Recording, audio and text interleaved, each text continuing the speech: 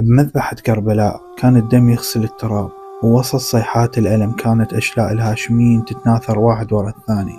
بس أكو قصة قليل الناس سامعين بيها، قصة الطفل اللي اسمه محمد بن أبي سعيد بن عقيل، عمره أقل من 10 سنين. هذا الطفل من عائلة عقيل بن أبي طالب، يعني ابن عم الإمام الحسين عليه السلام. ووسط الفاجعة بين الدخان والنار والخيول اللي جاي يدوس حتى الأطفال، ركض محمد شاف الإمام الحسين واقع على الأرض ينزف وماكو أحد يمه. ركض علي حضنه وبكى وصاح عمي عمي. اجا واحد من جيش عمر بن سعد اسمه لقيط بن إياس الجهني، شاف الطفل متعلق بالإمام الحسين عليه السلام، رفع سيفه وبكل قسوة ضربه ضربة قتل بها الطفولة. قتل محمد وهو يحاول يحمي الإمام الحسين عليه السلام بجسمه الصغير. طفل ما عرف السيف ولا السياسة ولا الطمع، بس عرف معنى عمي حسين وافتداء بنفسه. هاي هي كربلاء، ما كانت بس معركة، كانت امتحان للقلوب. انت اذا شفت هالقصة وما تأثرت فراجع انسانيتك.